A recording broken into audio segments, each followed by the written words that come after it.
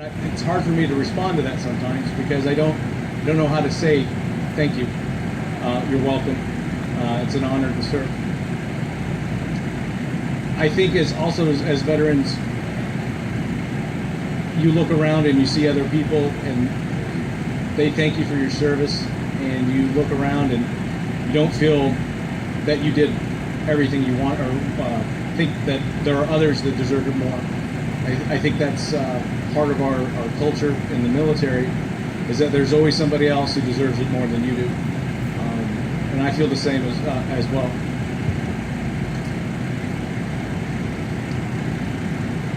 I grew up in a military family. My father was active Army for 23 years. I have an older brother who also went to West Point, and so it seemed kind of natural to follow along. I kind of always wanted to be in the military until I got into West Point. I realized that some of the things that were going on, it wasn't the way that leaders were being taught. I didn't necessarily subscribe to everything that was being taught to us. Once I was in active duty, we got deployed. We were in Bosnia for 9 months while my wife was pregnant, Fort Riley, Kansas. She's a New York girl, and didn't really appreciate that. So, which brings me to the other part, is that most families don't get recognized for what they go through.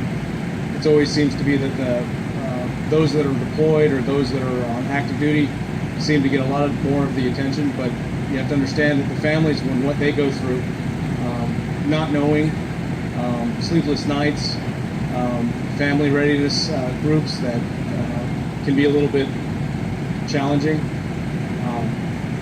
and then finding out, in the middle of the night if something's going on or something gone wrong with their one of their loved ones, and then having to deal with that stress. So keep that in mind as we talk through Veterans Day, that sometimes saying thank you to the families is just as important. As far as the experiences that I've gone through, I think it's interesting. I do believe in there's God's will and plan for everyone. And sometimes you just happen to be in the right place at the right time, and sometimes you're in the wrong place. But if you take a step back, you realize that we're all here for a reason, and we all have a purpose in life. I was proud to serve with my unit while we're on active duty, where we're deployed in Iraq. I think leaders take a lot on their shoulders. At least I tried to. I never thought I was doing enough. I never thought that my men had adequate of everything that I could provide them. But that's what I thought about, and that's what I stressed about. You start to realize that it's not about you. It's about completing the mission, and it's about bringing success to the unit. And at the end of the day, you start to realize what you fight for. And you may not believe necessarily in everything that's going on around you, or the mission, or the politics that go with it, but you realize that you're there for your soldiers and your fellow soldiers and the people around you.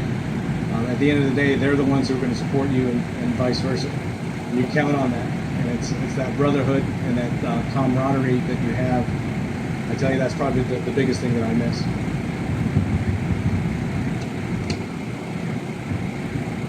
Some people have asked, and I kind of brought it up earlier, about how do you talk to a veteran? And it seems kind of a silly question, but I feel that being out, it's been about 10 years since I came back from deployment, people still kind of don't know how to ask me things.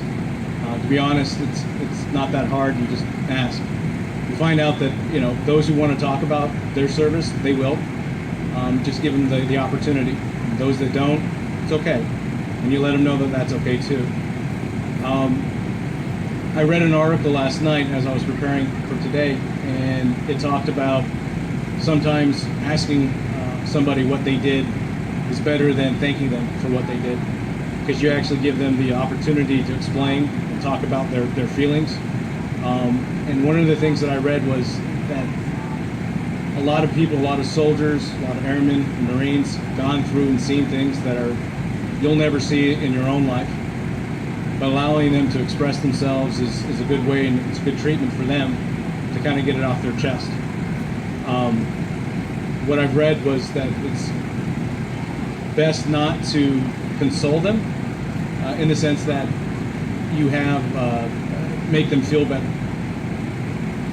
It's hard for you to relate, but just letting them know that you understand is probably the best response that you can give them.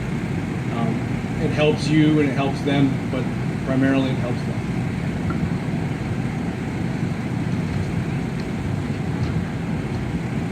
In closing, people ask me, why did you do it?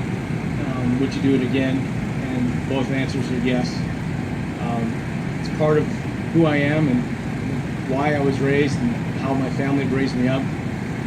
I believe that family and culture played a lot into my upbringing and also helped when I came back. I think the hardest parts, especially with the military, is that they train you on everything to do when something's in front of you.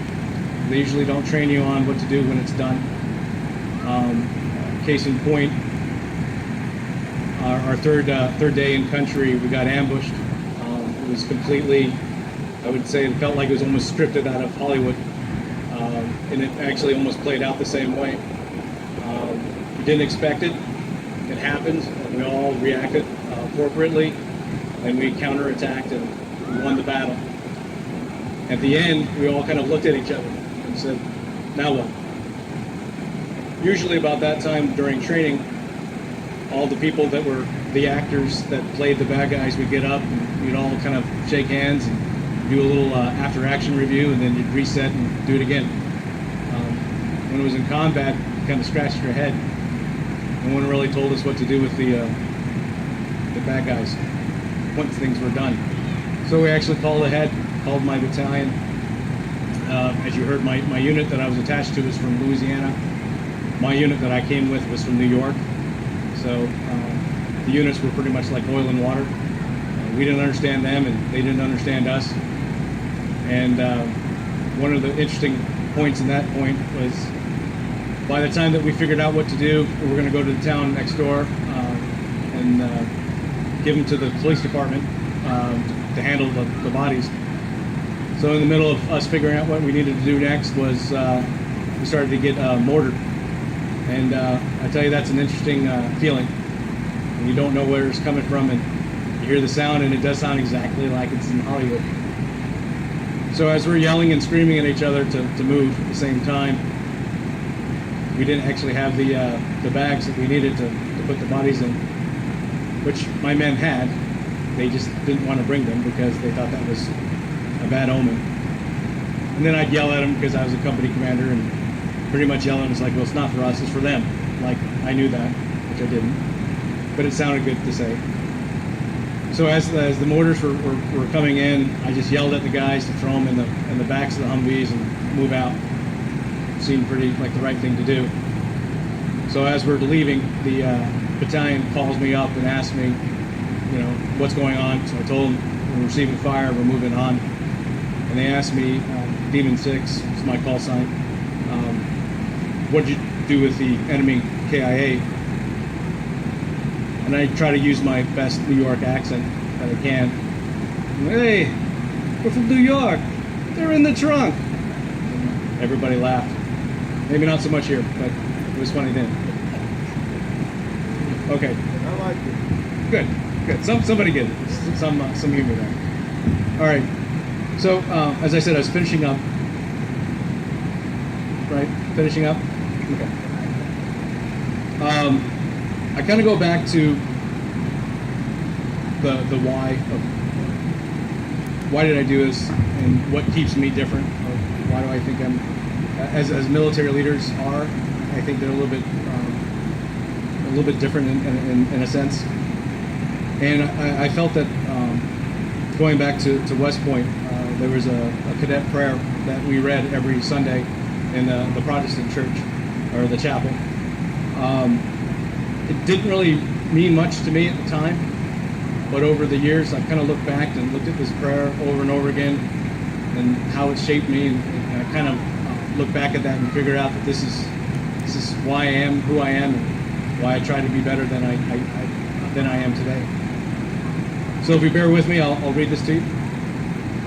Our God, our Father, Thou searcher of human hearts, help us to draw near to thee in sincerity and truth.